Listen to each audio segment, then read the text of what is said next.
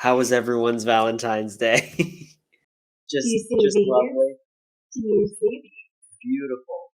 Thank you. So these are the infamous Bowie roses. And last week. I arranged them myself. Beautiful. Thank you. So I was rather proud of this, and I also created a bouquet for my BFF. The other half of my brain, as some people on the Facebook Lives have seen her with me at Annabelle's. And I made her some, and she was like, "Those are for me?" And I was like, "Of course, they're your Valentine's." And she's like, "Oh, okay." So yeah. So I mean, she's the other half of my brain. Sometimes I can function without her, but then I have to text her and go, "Hey, brain," because that's what we do. The other day, we actually were having a good brain day because we were able to make our brains think so we could actually think. And you became one whole brain. We became one whole brain. Yes, it happens quite a lot. Like, we really needed it the other day because we were having time. Yeah. Now let's see if we can put our brains together for this episode. Oh, we normally do put our brains together. I think so. Tonight... tea. So tonight,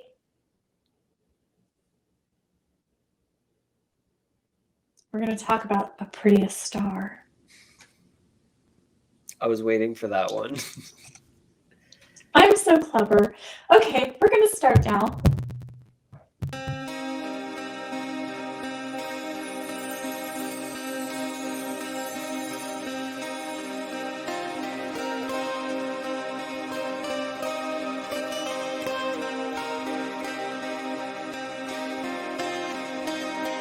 The sky, it's dark, and the wind is blowing.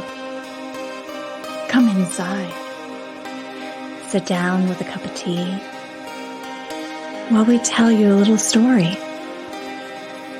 A story that lies beyond the oblong box. With your hosts, Levi Leland and Virginia Poe.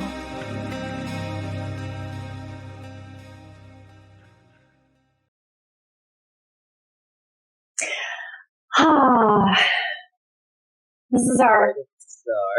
Yes, Prettiest star. So this is our an ultimate episode for this year for the Love of Song. Our February special edition. I think this is going to become a theme every February for as long as we do this show. And there's plenty to talk about for the Love of Song. Of course, tonight's subject matter is going to be one Miss Mary Starr. Yes. And Marie? I think it's Mary. I read it both. I read it both in some places. Yes, I think so. I've been confused about that. Went by a pseudonym, Mary. That was her. Well, Mary Starr was her pseudonym. Yeah. So Devereaux. Marie Devereaux. Yeah, I think that was her real name, I want to say. Or she used a surname. That's her uncle. Her mother's. This guy comes into play later on. Yes. The uncle. The uncle. But we'll just, for the sake of keeping it, easy, Mary Starr. She was a fair-skinned, long blonde-haired woman, whom Poe first met in Baltimore, 34, while he was living with his Aunt Maria Clem and Virginia Poe. Yes. His cousin. She lived on Exeter Street. Yes. They were fairly close to one another. The Poe family living on Amity Street. Well, the Clem and Poe family living on Amity Street. And of course, Poe and Mary Starr were quite smitten with each other. And Virginia young Virginia used to, from what I've read, deliver letters. Yes. She was the courier. She was the courier. Yeah. She's quite a sweet little gesture, I think, on her part. She must have been so excited to do that for Eddie, Yeah. that little task. But they were said to, have gotten together very often. They would meet and they would, walk and talk and flirt and mingle. And Mary was a talented singer, piano player, yeah. And so there's a song that she often played and sung that Poe just adored. This was Poe's favorite song. Yes. And that song was called Come Rest in This Bosom. So it's very sweet. It's a very sweet song. The message is very, very Poe. Yes. I feel like that's kind of what he liked from a woman, that nurturing, that comforting. Yes. And that song was written by a woman, Thomas Moore, who was an Irish lyricist, poet, writer. He was quite close with Lord Byron. He was married to a Protestant Irish actress, and he was Catholic. So scandalous, incredibly scandalous. It was still scandalous to have that kind of a marriage, even not even 35 years ago. Still. But that song started off as one of his poems. I did read somewhere who had written the musical melody of it, and I can't find those notes now, so please forgive me. I guess that'll have to be something that I put up later because, I forget to write things down. Oops. So he's also really known, a lot of people may not know that it's him, but the song, Last Rose of Summer, that is also Thomas Moore. He wrote that poem as well, those lyrics. So he was born in 1779. He died a couple of years after Poe in 1852 in Ireland. Our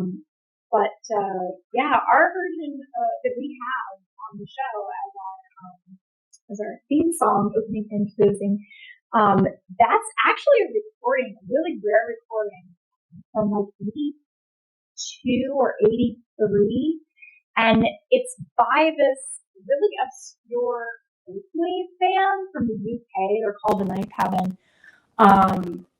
Apparently, I tried to find out more information about it. I couldn't really find much about it other than the fact that it was recorded sometime between 82 and 83.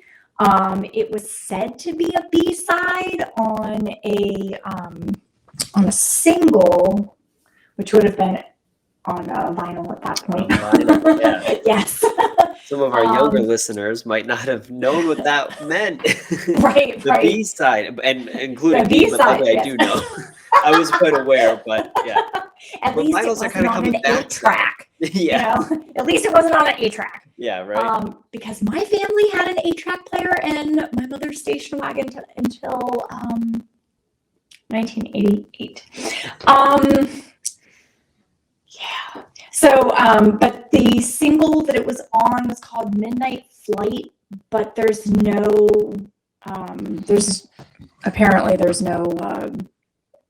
existing copies left of the single itself. So just a recording that I found. So yeah. It's so interesting, and it's so obscure, but it's such a great.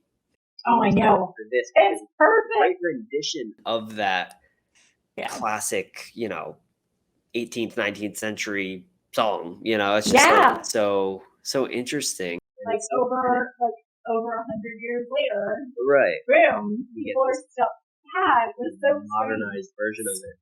It's strange. It's very. And I've heard piano versions of it with without the words being sung to it. And I think one of the recordings I found was, I'm going to say it was from like the 40s or something like that, but it was, I'm going to have to see if I can find that. I can post that so people can hear like the different versions of it. I still have yet to find a version, and maybe I do not have, I am so bad at Googling things. I don't have the Google food. Like, the force is not strong with this one when it comes to Google. I'm just going to put it out there so everyone knows. It's not my strong suit. That's all right. But I still haven't been able to find. I've been searching for a copy with the singing, with the lyrics to it, and I can't seem to find one. So, I guess.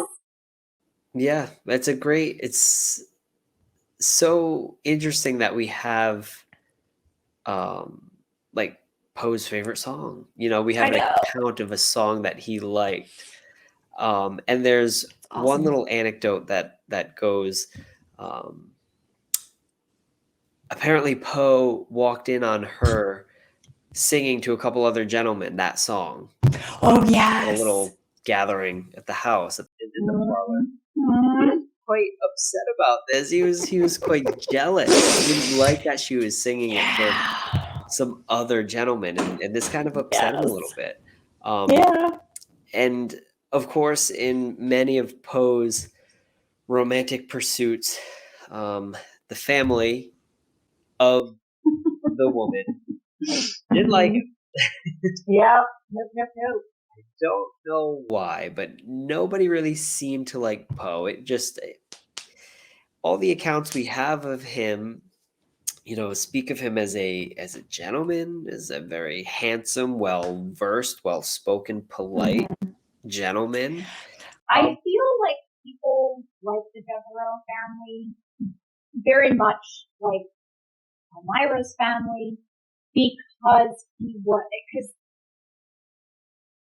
it's not so much stigmas now, but then to be orphaned, to not have real money, like that was just like, oh no, you're not going to.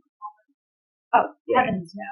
No, you must, like, it's a big status kind of thing.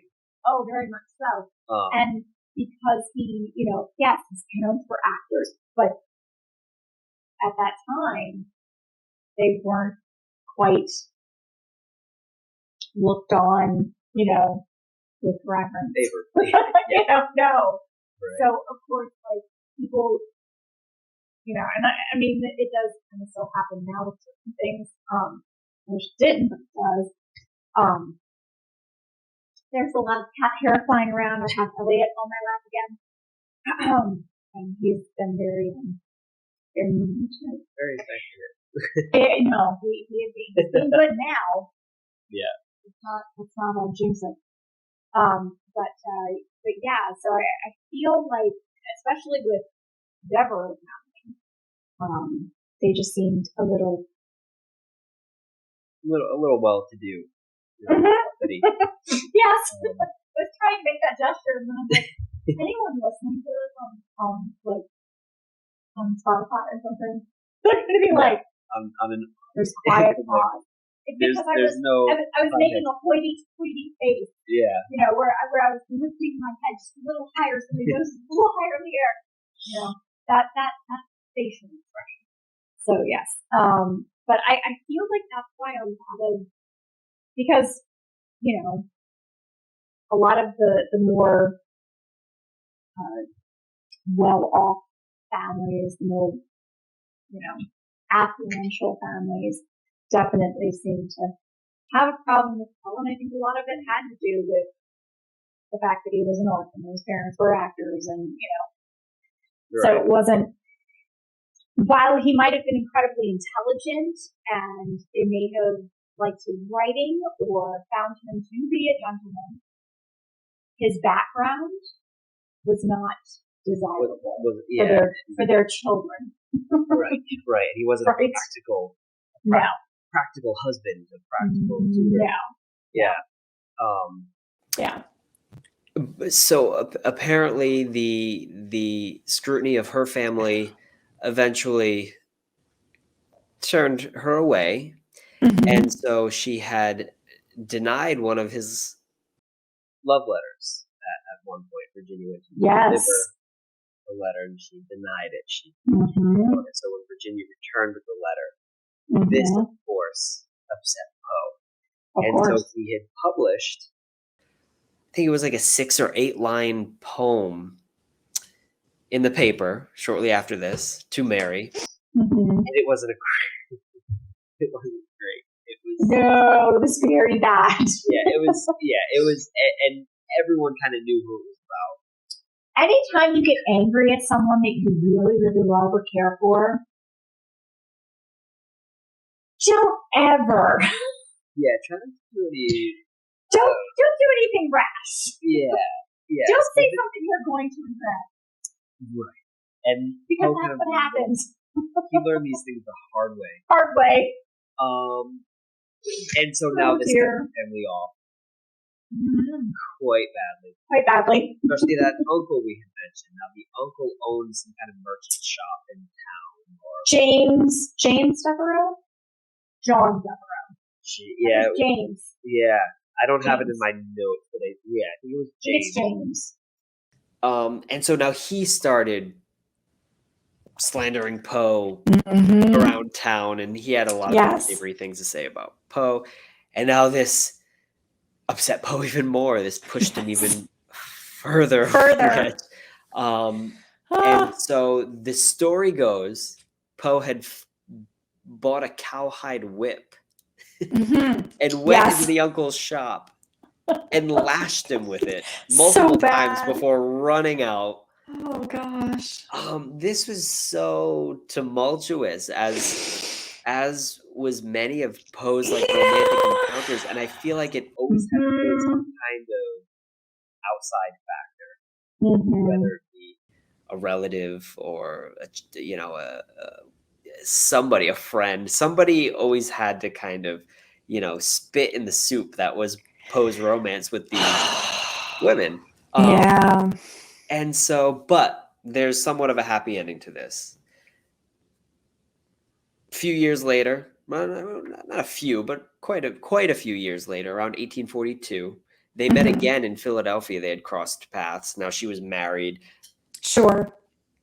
And they were able to kind of rekindle at least the friendship. Yeah. And kind of be on a good platonic terms, and she and her husband even went to the Bronx. Yeah. To their cottage in the Bronx at that time, Fordham. They visited. Her and her husband visited the Poes. In 1846, and then again in 1847. They helped her with the funeral. Yeah, they paid for Virginia's funeral costs. And the day before Virginia died, while Mary was visiting, Virginia placed Mary's hand in Poe's, and she told her, "Be a friend to Eddie. Look after Eddie. You've always been such a good friend to him. Look after him." And she was just trying to make sure that Poe was going to be taken care of after her death, which was the next day. It's so poignant, quite tragic. And so Mary did look after Poe. In fact, as you said, they had covered some of the funeral expenses for Virginia, and then Mary had sat with Poe through the whole service. For Virginia. Yep, she stayed with him. So this and then of course Poe is dead 2 years later, and we don't really have much about the two of them after that. No. But this was another romance in Poe's life, undoubtedly. I mean, they were even said to possibly be engaged at one point. Like there was proposals of marriage and talk of marriage between the two in those earlier years, you know, Baltimore when they were first courting.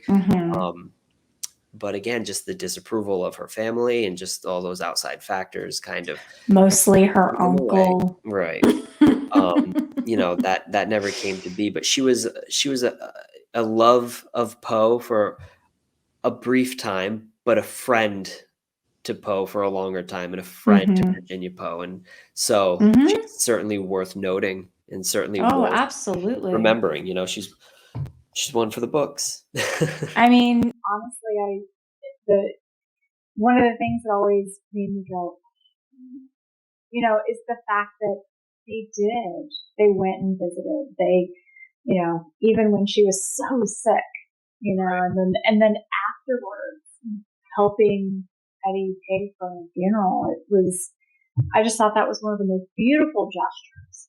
And I sometimes think that the love of your friends is just as equally rich as, you know, the love of, you know, your partner or the love of your animal. You know, it's just a different kind, but it just, I don't know. I'm always amazed by, you know, how in some ways I think to myself, I'm like, would they ever become friends again? Because it was just so insane. So bad. It was so bad. There's so many instances in Poe's so many layers. Yeah, so many layers of that story. And it just makes you reflect on Poe's biography overall. And as you were talking about the value of his friendships, so many stories where, you know, the charity of his friends really pulled him through some really difficult times. So, you know, when we do look back on the loves of Poe and the people in Poe's life, some of those friendships were the most valuable over anything else. Anything else, yeah. And anyone else, you know. True. Yeah, just it was intense. Mary Starr. Thank you, Mary. Yeah, from the bottom of my heart. We owe you one. Wherever you are. Yeah. Yep. Angel. Truly. True angel. Oh, well. I think that's pretty much it for tonight, I think. Yeah. As far as fair, concise episode, you know. We covered a great character this episode, and I'm excited for the next one. Yeah, and this was our as we are recording, this is actually February 13th. So this is Valentine's Day Eve. But yeah, so I think it was a good choice for our Valentine's episode because can you imagine? Mary would have sent him a vinegar Valentine for sure. Yeah, we talked about those last year. That would have been that would have been the person that would have sent him. Yeah. Yikes. Oh, well, ladies and gentlemen, thank you all. Ladies, gentlemen, our fellow listeners, all the listeners. You can find us on Facebook. My brain just went blank as what I was going to say. Find us on Facebook, Instagram, our Patreon, YouTube, if you would like to see our shiny, happy faces. Let's see. And this shiny little happy face who is very sleepy boy. Say hi, Elliot. Say hi. He's guest appearance by Elliot. He's going to sleep in my lap this whole time. Don't forget that we will be at the Telltale Festival, Steampunk Festival in Hunt Valley, Maryland on April 1st and 2nd. It's a very long day, folks. We are going to be doing a recording there on Saturday, 4:30, I believe, is our time slot, 4:30 to 5:30.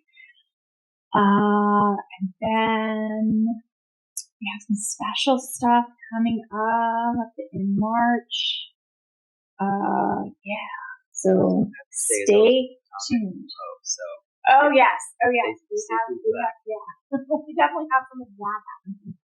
And then, and our Patreon.